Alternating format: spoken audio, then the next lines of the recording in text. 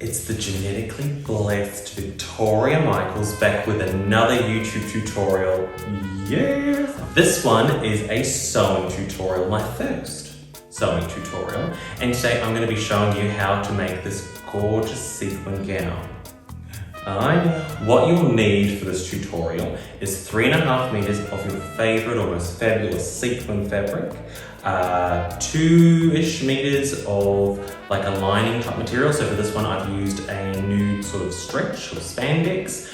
You'll need a zipper, some horsehair braiding for around the rim of the bottom, and also obviously a sewing machine and thread. Groundbreaking.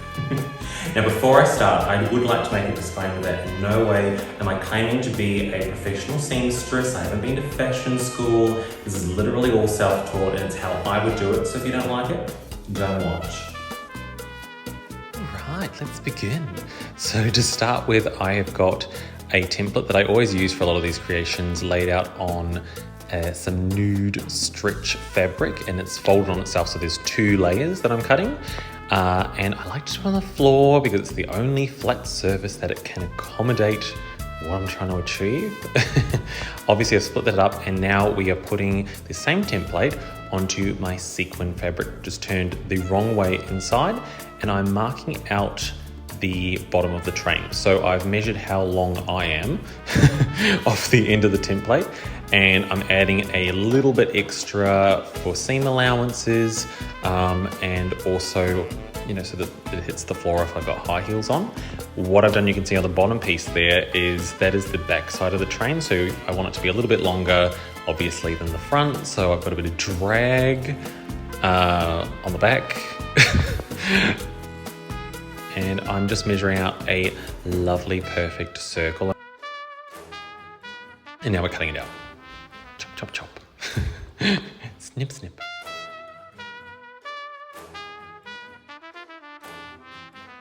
We will now fold the entire creation in half. I can't actually remember why I folded it in half. Oh, that's right. It's so that I cut out a nice, perfect, even, back half of the train. So it's a nice, even circle. And you can see I spend a lot of time making sure it's all perfectly laid out flat. I'm only going to be doing this job once. So now I just cut out a nice, even half circle so that it has that lovely circle back train thing to it.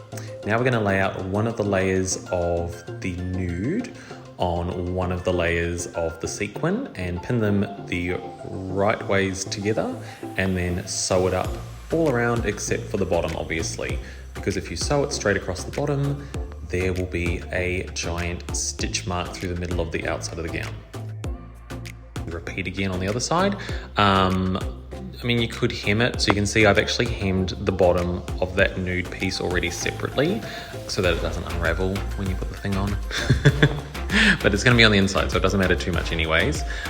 And I'm using my Singer heavy duty sewing machine. I've got it set on a zigzag stitch, I believe they're called, and that's because this stuff is stretchy. So you want your threads to stretch with the fabric.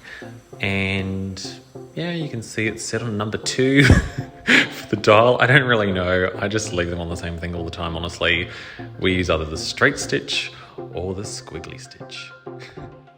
Next up, I'm going to be adding my zipper on. So I do a little trick where I fold the piece in half, then put the zipper alongside it, draw a line, fold it back open, and then go along with pins around the outside of that line. And then I put it in the sewing machine, do a straight or zigzag stitch up and down either side, and then you can literally just cut straight down the middle of those 2 marks you've made, or 2 sewing lines that you've made, and now you've got your little opening. And it works like a treat every time. Obviously take the pins out, turn it inside out, and then you can add the zipper in there. Be careful and do the work neatly, because you don't want to have an ugly crooked seam. When I was first doing these outfits, oh my goodness, the seam would start in the middle and it would end off on one side on a 45-degree angle, or with a squiggly line through the middle, so I'd look like I've got scoliosis for a zipper. Now what I'm doing is just going around the bottom, and we've turned around and we're coming back up the other side now. I'm sure there are probably more professional ways to installing a zipper, but this is the easiest way that I find to do it, and I really don't care. So we get the zipper in, so long as it works, that's the main thing. And I'm just tidying it off by folding those little tabs down that you have on the top. And now we are stretching both pieces out on top of each other, and I like to use safety pins and sometimes the normal pins too to go around and stick the two pieces together. And you want the right sides to be facing towards each other so that when you flip it out, it looks perfect. And once we have got these all pinned out together, I'm then going to go up and down each side and across the top, like the parts that join, stick it all together. So effectively, you're going to make a giant tube, a very sparkly, pretty champagne tube.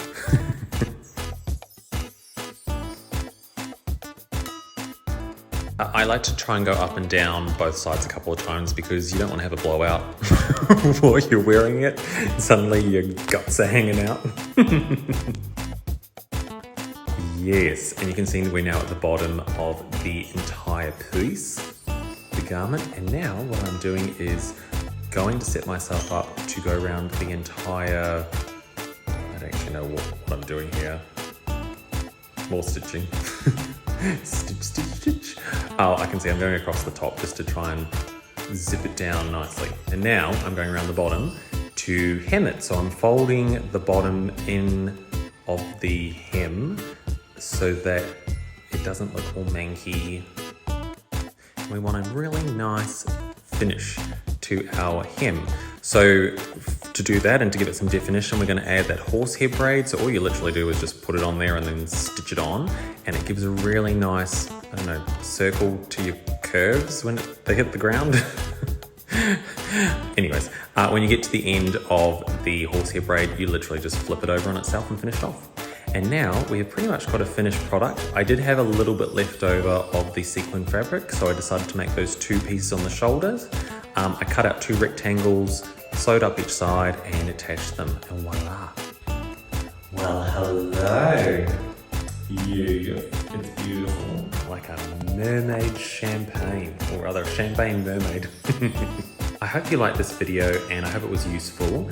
It was short and sweet to the point, and yeah, if you enjoyed it, make sure you like it, subscribe, comment, come find me on my other channels, and I will see you next time. Thank you for watching.